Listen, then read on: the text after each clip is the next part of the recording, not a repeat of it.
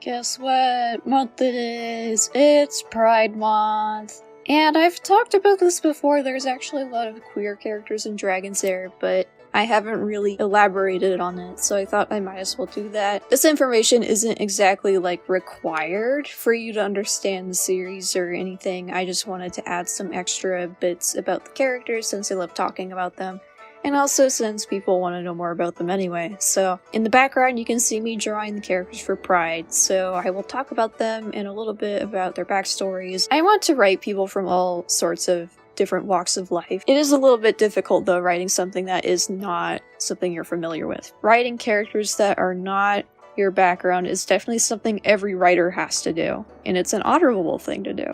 Because if you write everything that's in your comfort zone, then you will not improve as a writer. So with Dragon's Heir, I've used it as an opportunity to write people from all different kinds of views, and all different kinds of cultures and perspectives. I can pull from experiences of when I was a teenager to write characters like Aaron and Millie. As I am coming into adulthood, I am also gaining real life experience to write characters like Aspen or Arl or Avalon. I feel like as I get older, I am gaining more experience with writing characters, and as I become more knowledgeable on queer issues and other sorts of issues in the real world, I can use that to help write my characters and make them more realistic. So let's talk about them. I've actually intended Aaron to be asexual for a very long time, but I actually didn't know if I was asexual until I was researching how to write an asexual character. Funny enough, that's like my coming out story I tell to people. As I was reading different people's accounts and articles and whatever, I realized that an asexual character and their experiences sum up what I've been experiencing. So I find friendships to be a lot more fulfilling for me. I love hanging out with people platonically, and I also love hanging out with friends and family. To me, that is more fulfilling than a romantic relationship could ever be.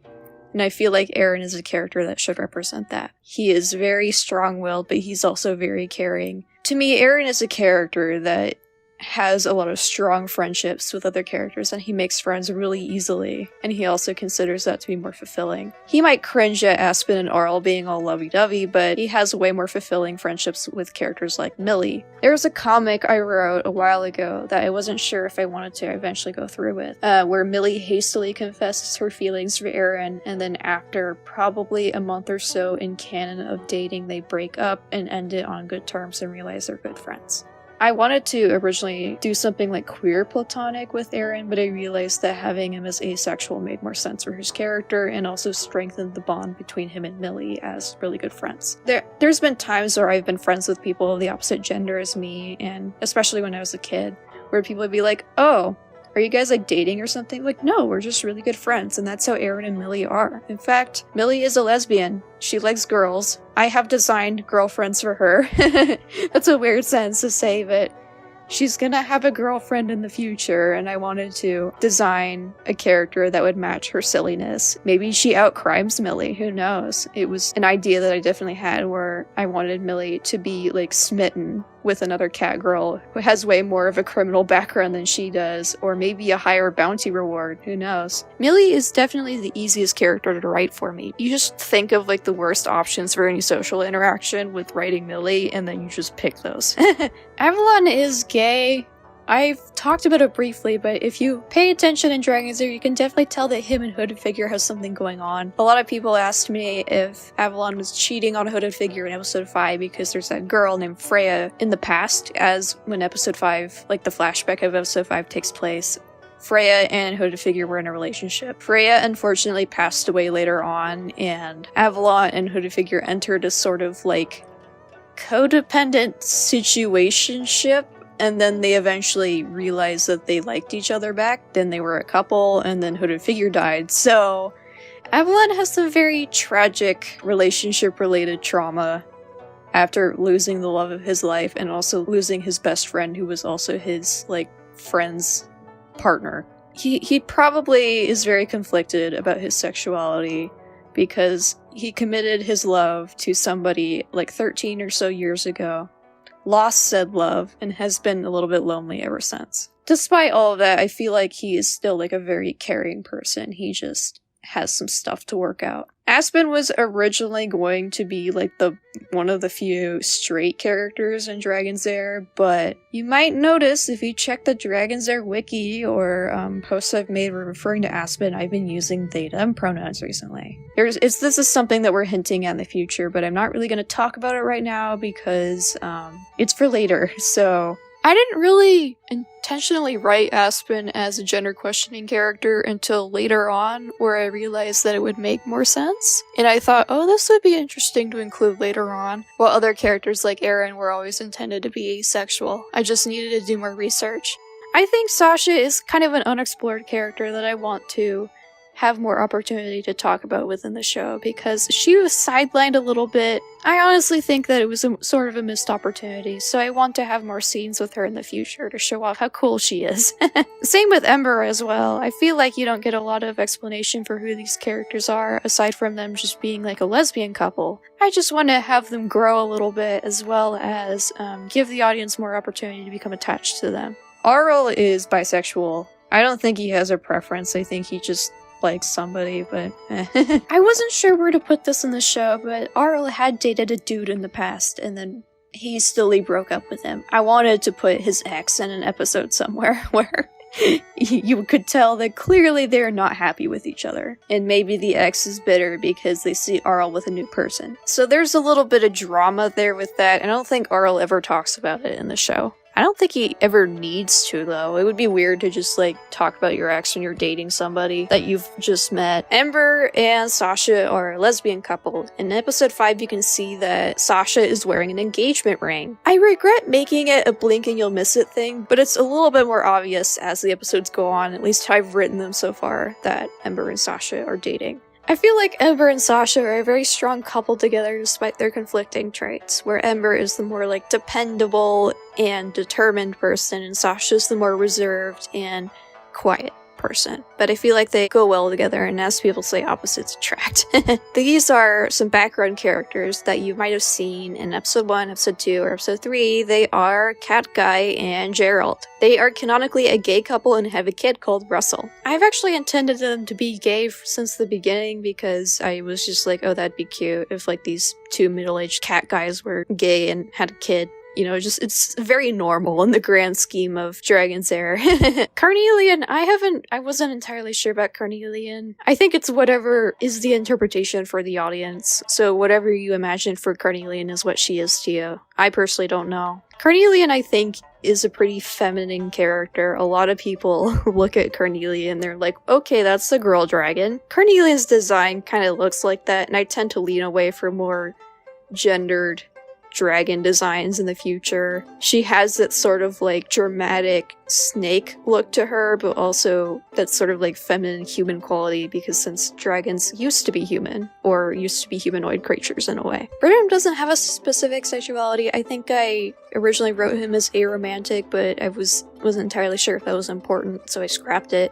Again, same with Carnelian, whatever you want. I don't really know how to explain why Burnham is so hard to write. It's just that he is very dedicated to his ideas, and he's very, very stubborn. He just has tunnel vision for what he wants to do, which is kill Aaron. So anytime other characters are going to be in the scene with him and try to talk to him, he's just going to be like, no, I want to kill that dragon boy. And it does get a little bit boring trying to write Burnham with his very, very strong ideas compared to other characters.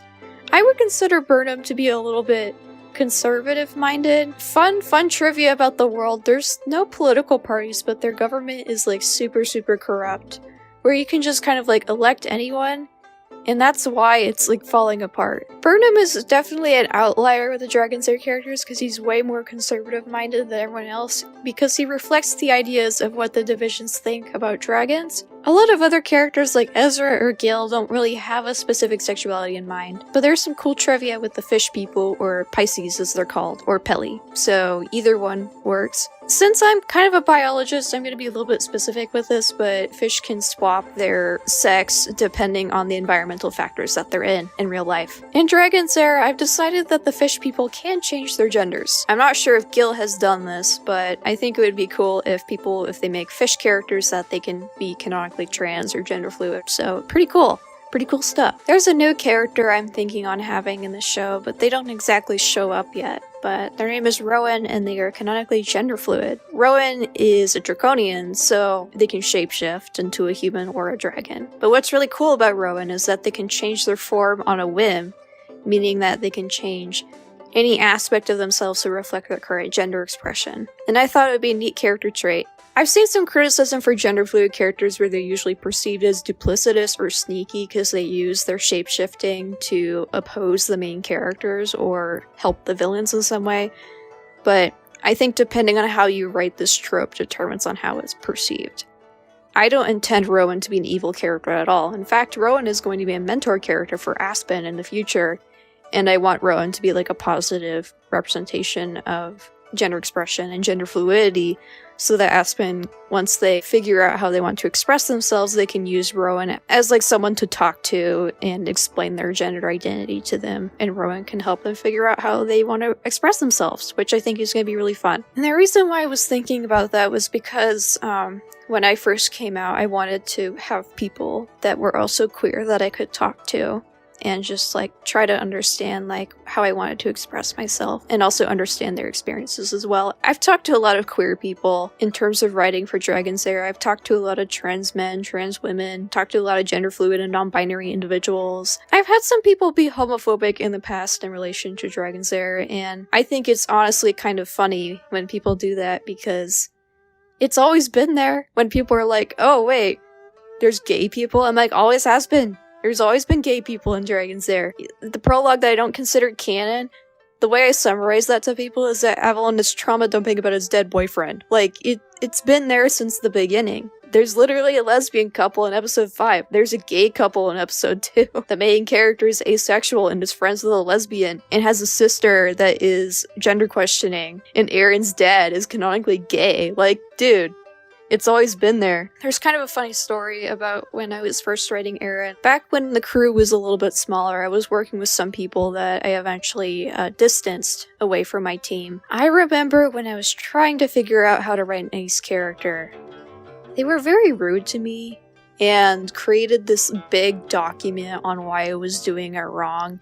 When I wanted to write Aaron as asexual in the past, I actually didn't know I was ace, and that is why when I was researching it, I eventually came out as asexual and started using the label, and I use it like 90% of the time now. When I was questioning, I hadn't told anybody yet that it was asexual, or that I wasn't entirely sure if I was. I remember I was working with somebody on the team that had a problem with that, because they were the kind of person that thought you shouldn't write characters outside of your expertise or characters that are outside of your view. And I honestly think that's like not the right way to approach writing, because you want to write characters outside of your own perspectives, because that's how you learn how to make interesting characters, and also that's how you grow as a writer. If I just write that what's in my expertise, then I'm not gonna do anything.